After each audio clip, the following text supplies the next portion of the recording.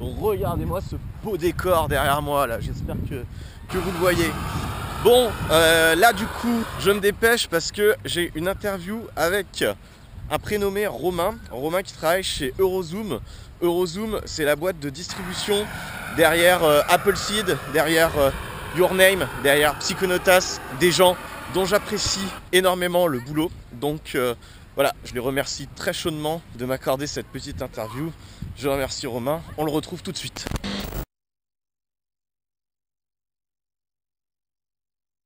Bonjour Quentin, alors moi je m'appelle Romain, ça fait 5 ans que je travaille chez Eurozoom maintenant, je m'occupe donc des acquisitions chez Eurozoom et de la programmation. Donc les acquisitions, ça consiste à aller sur les marchés, que ce soit Annecy, Cannes, Berlin, Toronto ou Tokyo, et donc de faire un travail de défriche, de trouver des films et potentiellement acheter les droits pour la France et les sortir. Et la programmation qui a un aspect plus commercial, à savoir donc appeler les salles de cinéma et donc vendre notre film au cinéma et en faire en sorte qu'ils le prennent.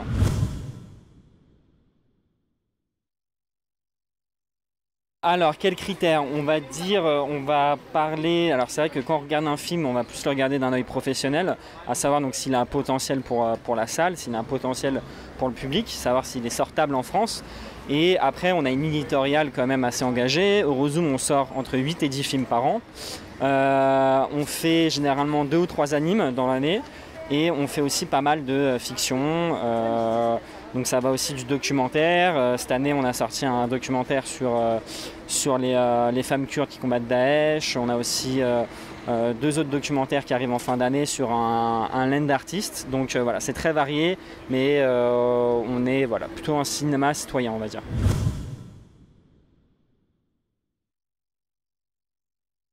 On est clairement connu pour l'animation japonaise. On est reconnu comme étant le distributeur d'animation japonaise en France grâce à ma patronne, donc Amel Lacombe, qui a voulu se démarquer de tous les grands studios Ghibli, etc.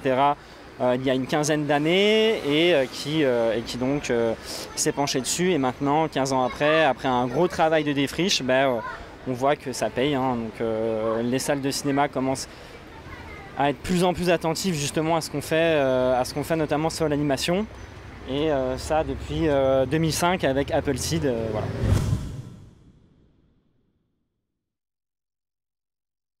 Alors Your Name a bien marché grâce au bouche à oreille, c'est vrai, mais il faut aussi dire quand même que le film a fait 16 millions d'entrées au Japon, que c'est un des plus gros succès de tous les temps au Japon.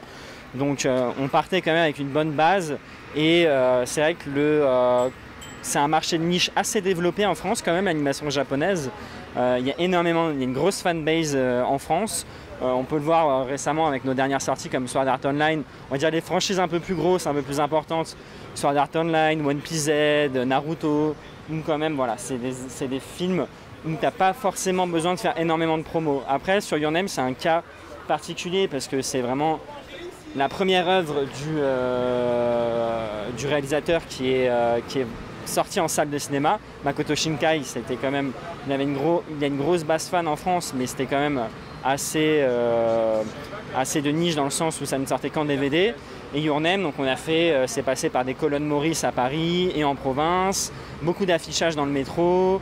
On a fait aussi pour la première fois de l'affichage digital, avec une espèce d'animation autour. Ça passe par une mise en avant bien en amont des films annonces, donc de la bande-annonce dans les cinémas, voilà.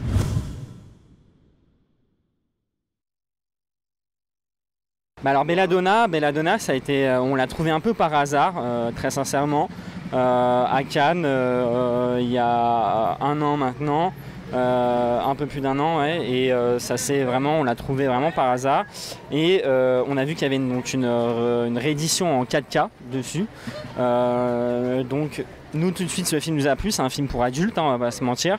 On essaye aussi tant bien que mal de sortir des films pour adultes, d'animation pour adultes je précise, comme Psychonautas qu'on a sorti là récemment et qui était en compétition à Annecy l'année dernière, mais aussi Cafard, de Yann Bultil qu'on a fait en décembre 2015, si je dis pas de bêtises. Donc voilà, Belladonna, ouais, c'était une très belle aventure. À la base, on pensait que ça allait être une petite sortie. Au final, on l'a sorti dans une vingtaine de salles quand même. Et voilà, il y a vraiment eu un engouement autour de ce film. Et on était... Ouais, voilà, une vraie redécouverte, surtout... On va dire que la restauration en 4K amène vraiment un plus, parce que quand tu vois la version non restaurée et la version restaurée, ça n'a vraiment rien à voir. Là, tu peux apprécier vraiment tout le travail de couleur, d'aquarelle, tout ce qui a pu, toutes les méthodes d'animation qui ont pu être mises en place sur ce film sont juste incroyables.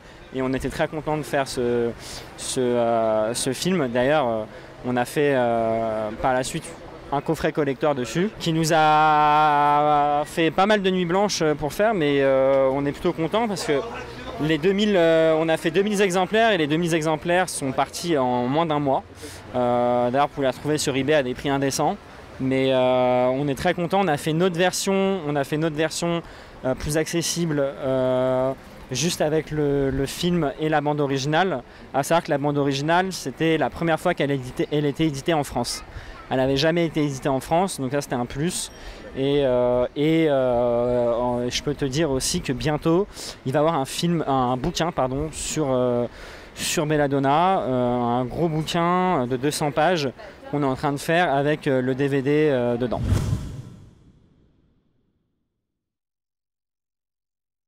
Ça fait pas longtemps qu'on fait, ça va faire 2 ans, un peu plus de 2 ans et demi maintenant qu'on fait nos propres éditions DVD. Voilà, c'est un gros boulot, mais c'est assez gratifiant quand un film marche en DVD, surtout sur des films comme Belladonna où c'est, on va dire, un espèce de film culte. Donc il y a vraiment une attente et dans les boutiques spécialisées, les cinéphiles vont attendre ce film. C'est pour ça que je te disais que par exemple le coffret collector est parti en très peu de temps. Ouais.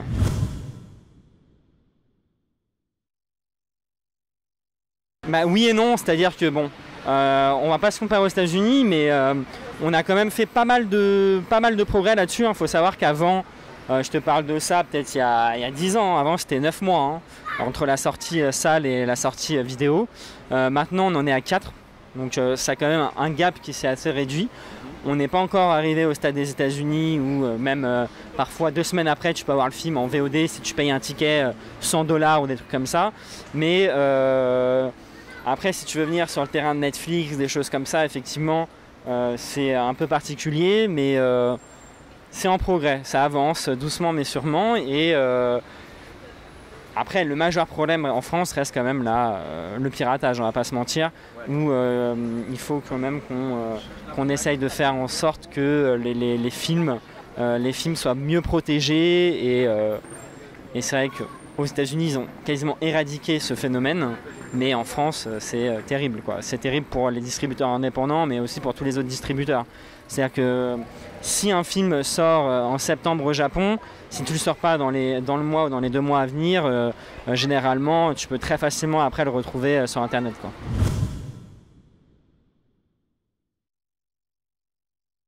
On a 2 films ici à Annecy. On a Hiruneime et Lou et l'île aux sirènes. Donc Hiruneime qui va sortir le 12 juillet et Lou et l'île aux sirènes qui sortira, si je dis pas de bêtises, le 30 août. On va avoir un autre film pour fin d'année. Je peux pas trop encore t'en parler, mais ça va être une très grosse sortie à la Your Name, même potentiel. Donc ça va être une très très grosse sortie pour nous et je pense que c'est un film qui va faire pas mal d'entrées aussi. Et voilà. Et après il y aura d'autres films, mais bon, je peux pas trop t'en parler pour le moment.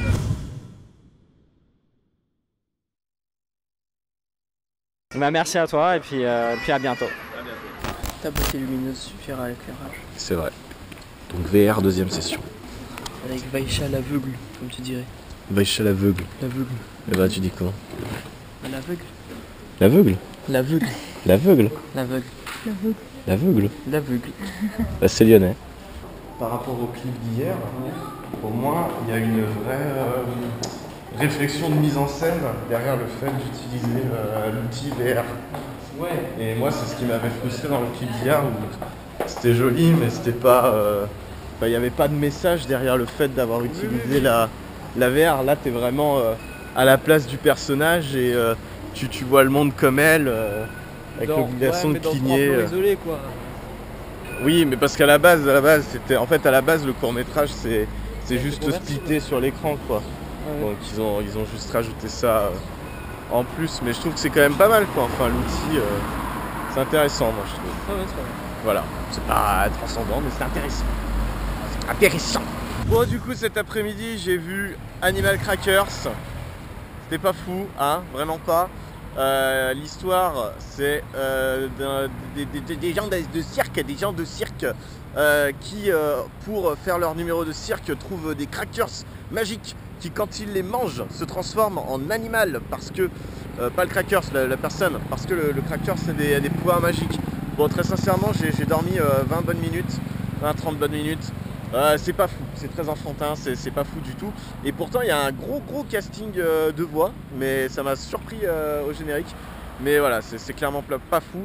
Animal Crackers, voilà un petit peu le film en sélection officielle qui je ne comprends pas. Je ne sais pas ce qui les a séduits dans ce long métrage particulièrement. Pour moi ça sert absolument pas du lot à aucun niveau, donc je sais pas. Là, je vais retrouver les copains parce que ce soir, on va voir donc Motherfuckers, Ankama, Orelsan Gringe. C'est parti.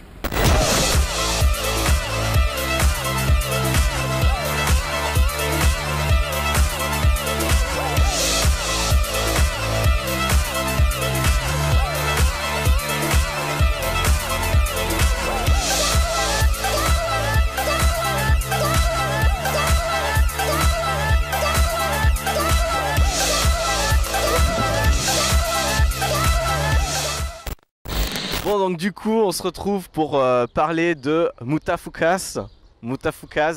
On sait pas trop comment ça se prononce, mais en gros c'est la contraction de Motherfuckers. Donc voilà. Donc c'est tiré, enfin c'est adapté de la bande dessinée du même nom.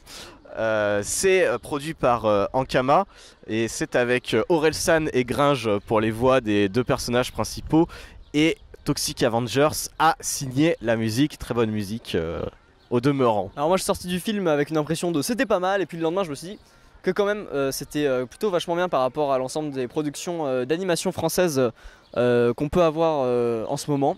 Je trouve que moi j'ai beaucoup aimé l'aspect jusqu'au boutiste du film qui est assez cru, hein, et qui va vraiment qui explore son délire de fond en comble. C'est un univers qui est riche et vaste et avec plein de petits détails. J'ai beaucoup aimé surtout les personnages aussi qui sont au début assez mystérieux, puis on en apprend au fur et à mesure, et au final on sait pas tout sur tous les personnages, donc ça laisse une ouverture éventuelle pour une suite éventuelle. Et ouais, je me suis pas mal attaché aux personnages et je trouve qu'il y avait un gros travail dessus, et puis c'est un film aussi qui va à 1000 à l'heure. Faut s'accrocher, faut aimer les films qui sont rapides et disons un peu cru quoi. Bah moi aussi hein, j'ai beaucoup aimé le film. Après c'est un peu compliqué d'en parler parce que c'est le genre de film où t'en sors en te disant c'est vachement bien, c'est très cool. J'ai rien à dire. Mais en fait j'ai pas grand chose à en dire à part que c'était plutôt pas mal. On peut parler vite fait de l'univers. Alors je trouve que c'est un petit peu un espèce de mélange entre Akira et GTA San Andreas dopé avec des espèces de luchadors mexicains à un moment. Enfin c'est complètement barré, voilà, ça part dans tous les sens. J'ai pas lu la bande dessinée originale, donc je sais pas à quel point c'est représentatif ou fidèle par rapport à ça, mais en tout cas voilà, l'univers est assez riche, et derrière ce film justement on sent que tout n'a pas été exploré et qu'on a plus une base qui est posée dans ce premier volet pour peut-être une suite en série ou une trilogie de films. Je sais pas comment Ankama compte faire évoluer la chose, mais voilà, on sent que derrière il y a tout un univers beaucoup plus large qui n'a pas encore été abordé, donc que ce soit pour Angelino, donc, qui est le personnage principal, un espèce de loser à qui il arrive des merdes du jour au lendemain parce qu'il est d'une nature pas forcément humaine. Donc on en sait un peu plus sur lui. Par contre on n'en sait pas plus sur son pote Vince, qui est une tête de mort enflammée. Voilà, et leur pote Willy, qui est une espèce de petit renard kabuki, voilà, totalement détestable, mais voilà, qui n'est pas du tout humain, alors que tous les autres personnages sont humains dans le film. Donc c'est très particulier. Un petit mot peut-être sur Orelsan et Gringe. Toi, tu les as trouvés comment? Bah, il commence à avoir une expérience hein, après commencer loin et puis évidemment la série Bloquée. Et puis Orelsan qui a fait One Punch Man, Voilà. que je n'ai pas vu personnellement, One Punch Man. Mais effectivement, il commence à rentrer dans le métier et dans la peau d'acteur. Et moi, je trouve qu'ils s'en sortent plutôt très bien dans ce film-là, en tout cas. Je trouve que Gringe a un vrai potentiel. Non, moi j'ai beaucoup aimé bon, c'est le duo un peu habituel qui forme, hein, c'est les deux losers dans leur appart pourri. Mais j'ai bien aimé, je trouve qu'ils s'en sortent vachement bien pour du Star Talent, c'est quand même super cool quoi. Oui, alors par contre, du coup, si on pouvait un peu creuser le caca et faire des petits reproches, entre Saitama et le personnage d'Angelino et du coup de Vince, on retrouve vraiment les casseurs-flotteurs. Et du coup, je trouve que dans l'animation, ils sont quand même pris pour faire du Orelsan et du Gringe et ils sortent pas vraiment du moule. Il n'y a pas de moment où je me dis « Ah tiens, j'ai vraiment Angelino ». J'ai toujours un petit peu l'impression d'avoir Orelsan justement. Gringe s'en sort beaucoup mieux. Pour le coup, Gringe se fait totalement oublier. Mais c'est vrai qu'Orelsan, il y a des fois, voilà, c'est des pures intonations Orelsan. Donc voilà, petit, pas bémol, mais petit regret de ce côté-là. Ça va sûrement se tasser avec le temps.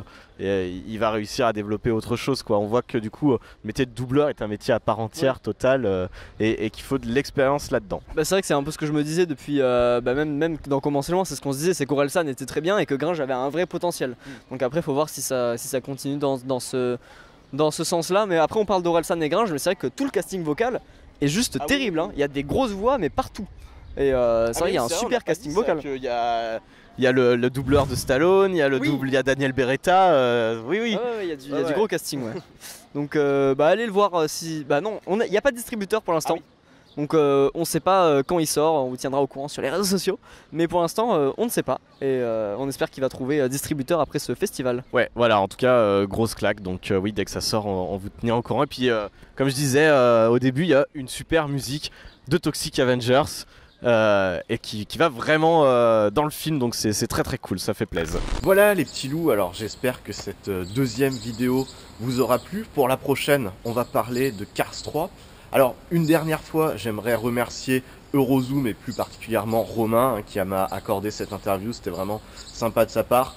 Eurozoom, je vous invite vraiment à regarder un petit peu ce que distribue cette boîte parce que voilà, si vous recherchez un petit peu des films d'animation plus pour adultes qui sort un petit peu de l'ordinaire, et ben vous allez trouver votre bonheur, que ce soit Psychonautas, Belladonna, Cafard. Voilà, il y a vraiment des trucs qui sortent des sentiers battus. Concernant Mutafoukaz, malheureusement le film n'a toujours pas de distributeur au jour d'aujourd'hui. Du coup, ce qu'on va faire, c'est que moi, je vais vous tenir au courant sur les réseaux sociaux dès qu'une sortie publique se profilera un petit peu plus à l'horizon, que ce soit au cinéma ou en vidéo. Et puis enfin, nous, d'ici qu'on se retrouve, comme d'habitude, je vous souhaite de regarder plein de bonnes choses. Je vous dis ciao ciao et bye bye.